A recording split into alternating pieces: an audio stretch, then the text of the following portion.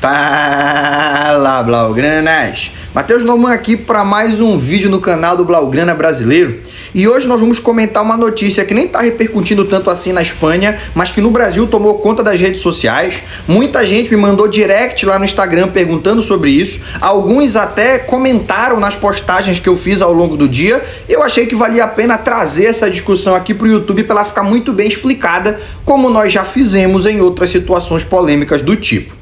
Se você não sabe do que eu estou falando, vamos só introduzir a ideia muito rapidamente, mas supostamente houve o vazamento de informações sigilosas das finanças do Barça para o Athletic Bilbao, que foram utilizadas pelo presidente do Athletic para manter o Nico Williams no clube e garantir que a renovação acontecesse. E, repito, supostamente, a gente vai discutir melhor ao longo do vídeo, mas por enquanto, supostamente, foi o Javier Tebas que fez esse vazamento numa reunião que ele teve com o presidente do Athletic Bilbao umas semanas atrás, que a gente chegou até a noticiar.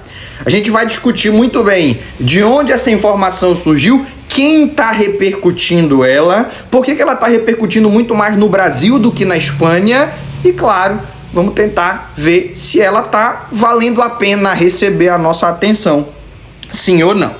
Tudo bem? Mas antes disso, deixa eu fazer aquele pedido que a gente tem que fazer em todo vídeo.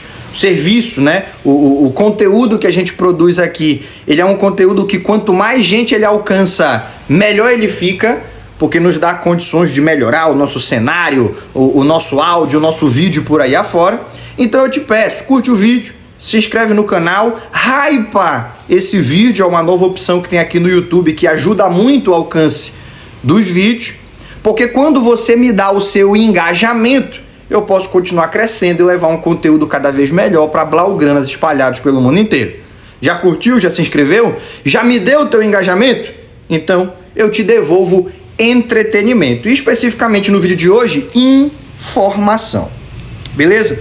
Primeiramente, já falamos mais ou menos o que está se falando nas redes sociais, principalmente no Brasil, mas não exclusivamente, tá? No Brasil está se falando mais, mas também está se comentando em outros países, que o Miguel Galán, tem nome, a figura, está aqui anotado, Miguel Galán, o presidente do Senaf, fez uma denúncia no seu Twitter, dizendo que o motivo pelo qual o Nico Williams deu para trás no acordo que ele tinha desenhado, costurado com o Barcelona, foi que o presidente do Bilbao mostrou para o agente do jogador que o Barcelona não teria condições de registrá-lo nessa janela de transferências, que ele não poderia jogar durante a temporada.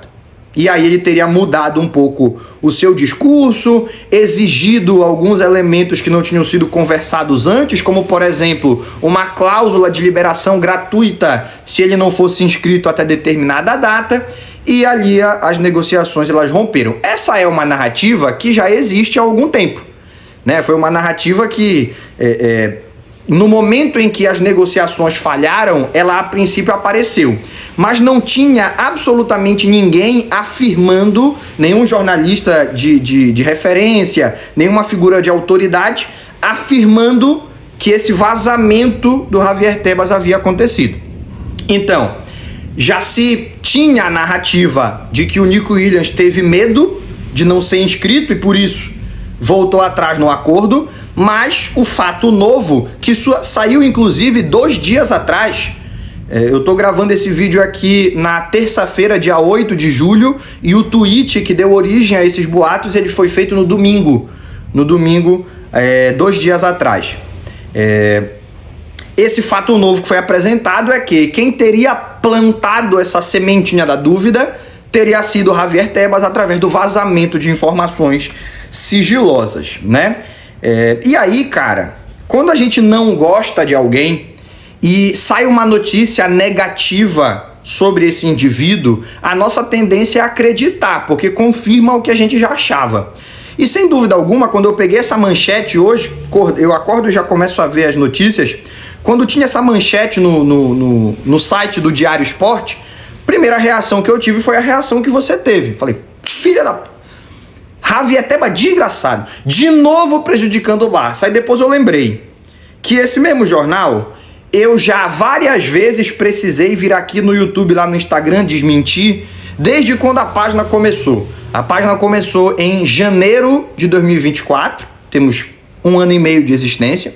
Em janeiro de 2024 eu lanço a página, confio em algumas notícias a princípio, repercuto e percebo que tô caindo em fake, fico um pouco mais atento e, meu irmão, dali em diante, raramente uma notícia exclusiva, bombástica, um furo de reportagem do Diário Esporte posteriormente se confirmou, a esmagadora maioria a gente acaba tendo que desmentir cedo ou tarde.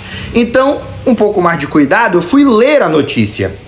E lendo a notícia, eu percebi que o Diário Esporte não estava afirmando, não estava apresentando informações concretas, ele estava simplesmente reproduzindo o tweet desse Miguel Galán. Então, ninguém tem prova de nada, ninguém descobriu nada, simplesmente o cara soltou um tweet e esse jornal resolveu reproduzir. E quais outros jornais espanhóis estão reproduzindo? Existem 4 grandes jornais na Espanha. Em alguns momentos eles acertam, em alguns momentos eles erram, alguns são mais confiáveis do que outros, mas existem 4 grandes jornais. 2 da capital, o Marca e o AS, e 2 de Barcelona, o Mundo Deportivo e o Esporte. E desses 4, só o Esporte tá levando esse tweet a sério, tá pegando esse tweet e apresentando como notícia. Só tem um dos 4. Quando eu percebi isso, eu já dei um passo atrás. Eu falei, não, peraí, não vou nem fazer post a respeito. É só um jornal que tá falando e nem tá sustentando muito a informação. Ele tá pegando o tweet do cara e apresentando como aspecto único da notícia. Então eu não vou nem falar a respeito. Mas eu vi que tava ganhando repercussão. Então, quem é esse tal desse Miguel Galán? Ele é o presidente do Senaf.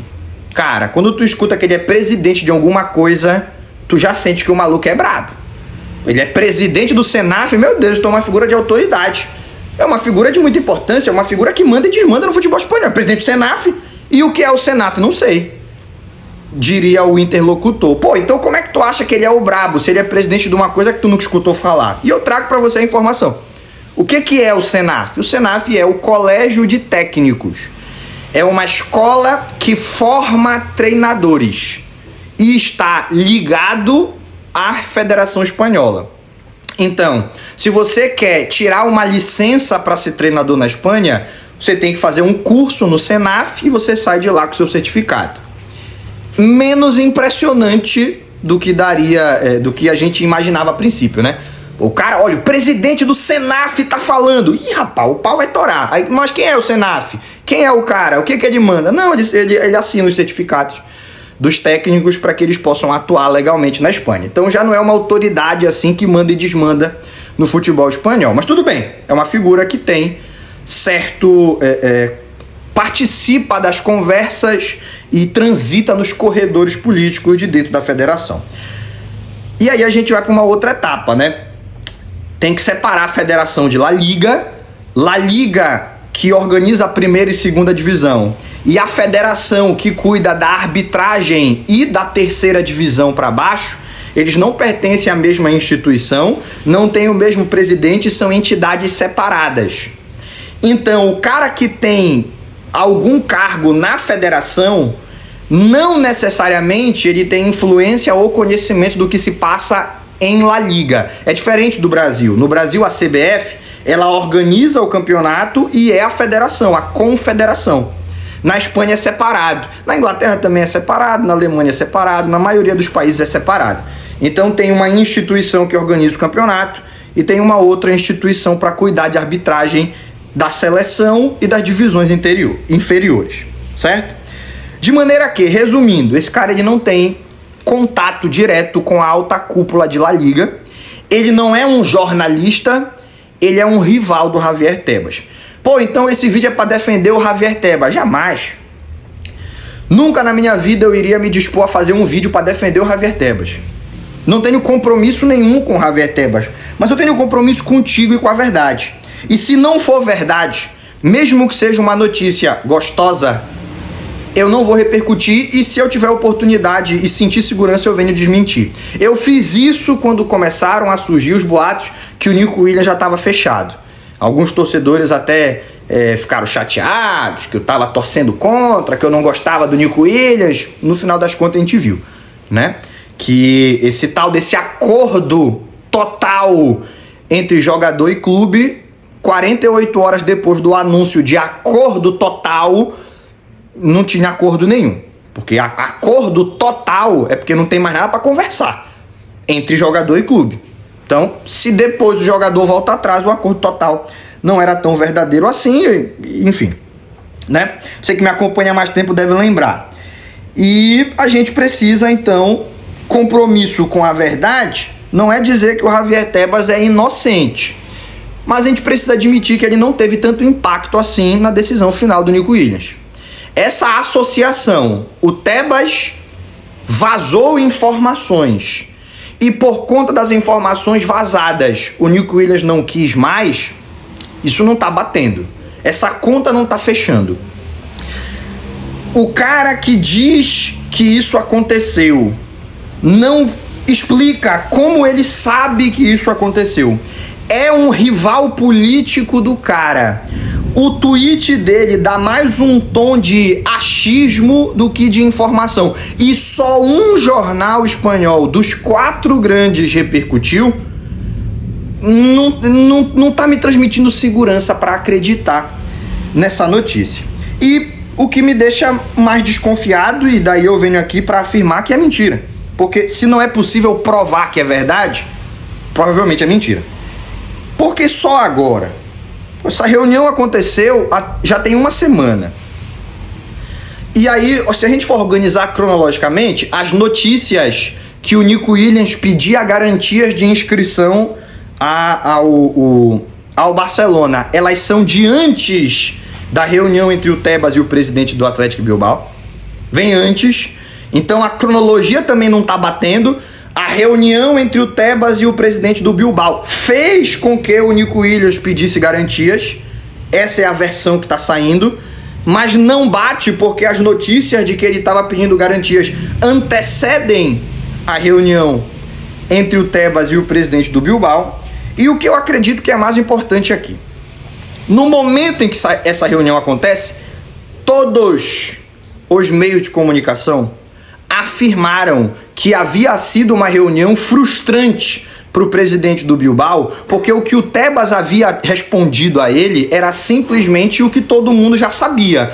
Como funciona o fair play financeiro, o que a Liga pode fazer, quais são as seguranças que tem jogador e clubes e por aí afora. E que o presidente do Bilbao queria era saber se o Barcelona podia ou não inscrever o Nico Williams. E todos os meios de comunicação disseram que naquele momento o Tebas não tinha dado essa resposta e tinha guardado as informações sigilosas para si. Uma semana depois, o cenário mudou. E aquela mesma reunião que todo mundo tinha afirmado, não houve vazamento de informação, agora já teve. Cara, tá estranho. O que está acontecendo aqui é uma tentativa de usar o Barcelona, usar o nome do Barcelona, usar a força da instituição para enfraquecer um presidente de La Liga que já é uma figura muito questionada e tentar tirar ele da sua posição de autoridade para que uma outra pessoa possa assumir.